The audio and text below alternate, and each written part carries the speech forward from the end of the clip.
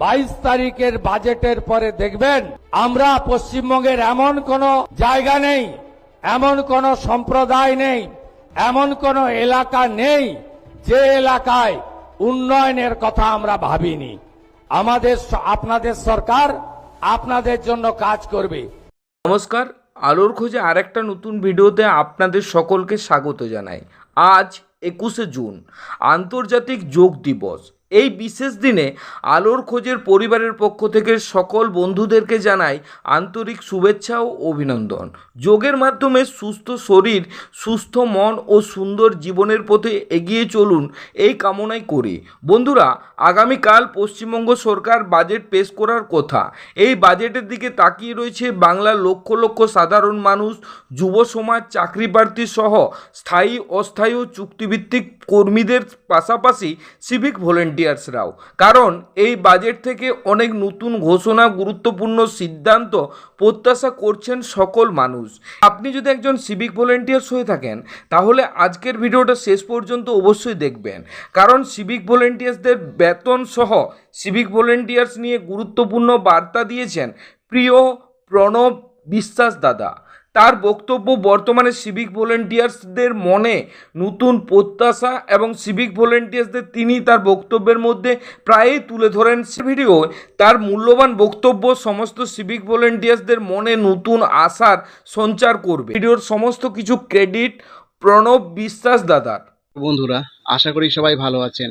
আজকের ভিডিওটাও civic volunteer ভাই বোনেদের জন্য, কেননা তাদের জন্য একটা খুশির খবর রয়েছে। সেটা হচ্ছে আগামী 22 তারিখ তাদের বেতন 100% বাড়তে চলেছে। আমরা জানি যে আগামীকাল 21শে জুন বিশ্ব যোগ দিবস, যোগব্যায়াম দিবস। সেই উপলক্ষে আমরা জানি যে কলকাতার রেড রোড, সেখানে স্বয়ং আমাদের দেশের প্রধানমন্ত্রী নরেন্দ্র দামোদর দাস মোদি আসবেন যোগা করতে। সেইখানে উপস্থিত থাকবেন আমাদের মাননীয় মুখ্যমন্ত্রী শুভেন্দু অধিকারী মহাশয়। তো সেইখানে পুলিশ প্রশাসনের সঙ্গে শুভেন্দু অধিকারীর নেতৃত্বে সিভিক ভলেন্টিয়ারদেরকেও ডাকা হয়েছে। কারণ তিনি মনে করেন সিভিক ভলেন্টিয়ার এখন প্রশাসনের অবিচ্ছেদ্য অঙ্গ হয়ে গেছে। সিভিক ভলেন্টিয়ারকে বাদ দিয়ে কোনো কিছুই করা সম্ভব নয়। তাই সমগ্র রাজ্য থেকে জেলাভিত্তিক এবং থানাভিত্তিক প্রায় 3,500-এরও বেশি সিভিক ভলেন্টিয়ারকে আমন্ত্রণ জানানো হয়েছে এবং তাদের থাকা, যাওয়া আসা এবং এমনকি যোগা করার জন্য তাদের যে পোশাক, সেটাও শুভেন্দু অধিকারীর নেতৃত্বে পুলিশ লাইন থেকে, রাজ্যের প্রত্যেকটি পুলিশ লাইন থেকে সিভিক ভলেন্টিয়ারদের জন্য ব্যবস্থা করা হয়েছে। তার মানে বুঝতে পারছেন তো, আপনাদেরকে কখনোই বাদ দেওয়ার চিন্তাভাবনা এই সরকার করছে না। প্রায় 3,500 সিভিক ভলেন্টিয়ার ভাই বোন এতক্ষণে বাসে করে কলকাতার রেড রোডের উদ্দেশ্যে রওনা দিয়ে দিয়েছেন। তো খুশির খবর শুধু সিভিক ভলেন্টিয়ারদেরই আসতে চলেছে না, এমনটা নয়।